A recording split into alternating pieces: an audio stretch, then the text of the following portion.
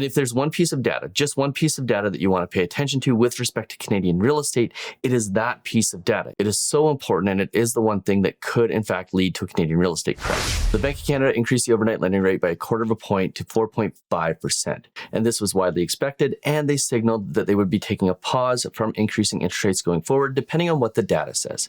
But there is still significant risk to the economy, which means the data very well could point out in the next few months that interest rates do need to continue to increase. And that's what we're watching right now. And in this video, I want to discuss what the risks to the Canadian economy and the inflation outlook are so that you know exactly what to watch out for and hopefully can anticipate slightly better what is happening in the Canadian real estate market and in the Canadian economy.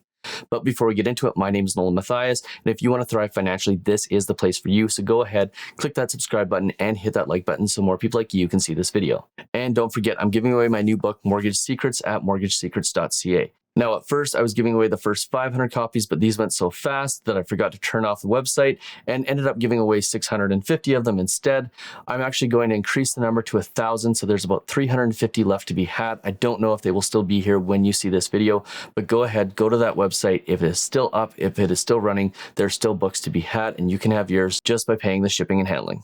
Okay, so let's discuss interest rates, the Bank of Canada increase. And what I want to start by discussing is how we got here and what the outlook looks like right now. And then at the end of the video, I'm going to discuss the inflation risks as well as the effect that it could have on Canadian real estate and what you should be watching out for from a Canadian real estate perspective. So let me start by looking at the Monetary Policy Report, which is the report that they release quarterly and has basically their predictions going forward with respect to what's going to happen in the Canadian economy. Now, one thing that is interesting is on February 8th, we'll start to be able to see the minutes from the meeting, so we'll have a little bit more insight into what was happening and what was talked about. But for right now, the Monetary Policy Report provides us the best window into what's going on in the Canadian economy. So if we go in and we take a look, I want to show you first and foremost the inflation numbers. Now, this is total inflation and core inflation. Now, both of these numbers have come down pretty significantly. And as you can see, these charts don't just have Canada's inflation numbers, but they also have the numbers for the United States, the United Kingdom, and the Euro area. And what you can see is that inflation is not a Canadian problem. It is a global problem. Yes, it's a Canadian problem by way of the fact that it is our problem, but it is a problem that is happening everywhere. And for those of you who want to believe that this is Tiff Macklem's fault or the Bank of Canada's fault or the Liberal government's fault, the reality is that's just not true. We had a pandemic. Governments and central banks did everything they could to support the economy. We came out of it faster than we thought we would. We had a ton of supply issues, and therefore we had significant inflation. And now we find ourselves in a position where we see that easing, which is a good sign because with the exception of the Euro area, we're seeing core inflation numbers come down pretty much across the globe. Now, to talk about the global supply bottlenecks, I want to talk about those because those seem to be resolving. If you take a look at the manufacturing delivery times, you can see that those have come down quite significantly since the middle of 2021, which is when inflation started to go up significantly and led to the highs. And if you look at the transportation costs as well, these have come down significantly. And this is, one, thanks to the fact that oil prices have come down, but two, it's due to the fact that goods are actually getting to port and ships aren't sitting idle in the ocean waiting for ports to open up. So in other words, if you have shorter delivery times and shorter oil prices, that leads to lower transportation costs, which should lead to lower prices on a majority of goods. Because one of the things that has the most significant impact on the price of goods is the price to transport them, and those prices are coming down. In fact, in a lot of cases, they're nearing the same prices that they were pre-pandemic. And on top of that, oil prices and natural gas prices continue to come down as well.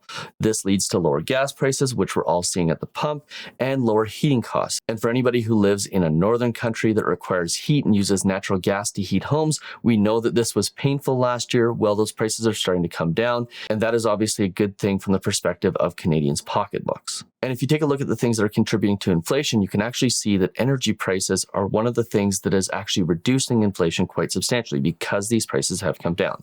And that is really a good thing. So all of this combined with lower consumer spending is leading to a pretty positive outlook for the Canadian economy, at least with respect to inflation going forward. Now, that being said, there are significant risks to the Canadian economy and significant risks that the Bank of Canada is facing as we move into 2023. And that's the thing that I want to talk about because these are the things things that could surprise us and could cause inflation to go up, and therefore interest rates to go up significantly as well. Or to the contrary, could cause inflation to go down quite substantially and could see us finding ourselves in a situation where we see interest rates significantly lower. And there's risks on both sides of this equation, and those are being monitored.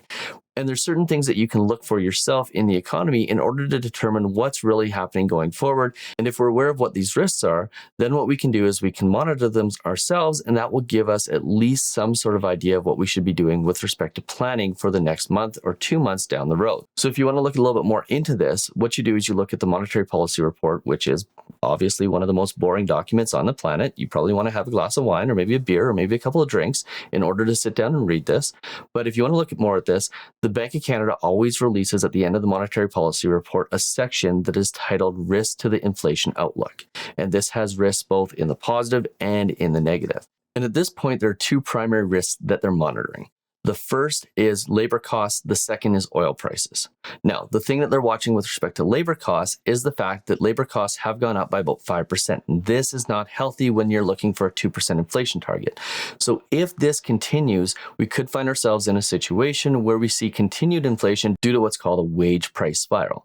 So they're looking at these numbers closely, and what they're hoping, and there's positive data here as well, because a lot of businesses are suggesting that they don't see a high risk of inflation going forward, which means they'll probably stop giving people big raises or stop paying people more. And therefore, what the Bank of Canada is hoping is that the wage increases start to slow down. Now, the other big thing that they're watching is the oil prices. And specifically what they're watching with respect to the oil prices is how quickly China's opening up now that they've started to lift some of their COVID restrictions, and the uncertainty with respect to the conflict in Ukraine and Russia. And both of those things could have a pretty substantial impact on oil prices. And if oil prices spike again, that obviously has a pretty big impact on global inflation, because again, those transportation costs go up and inflation goes up. Now, the third thing that they're looking at, and this is a more minor piece, is they're looking at Canadian household savings and whether or not Canadians are dipping into their household savings in order to increase their spending again.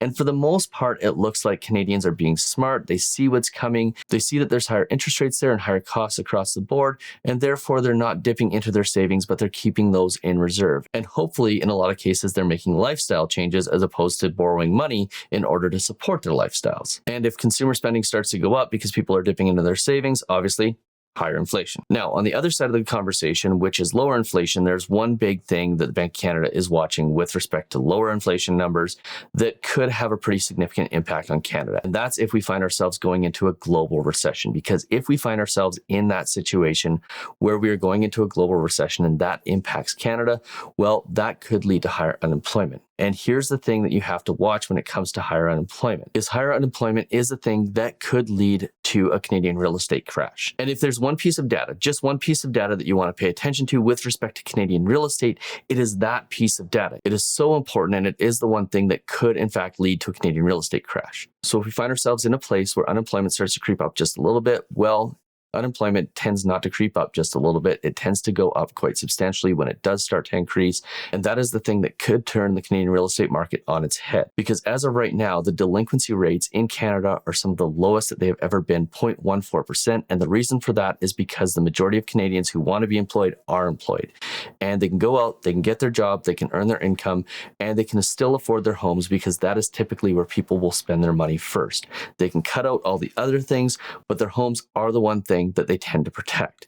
And until such time as we see higher unemployment, and if we see higher unemployment, we should have pretty reasonable fundamentals in the Canadian real estate market that keep those foreclosures from happening. And if you want to know more about the Canadian real estate forecast in 2023 and going forward, make sure you check out this video here.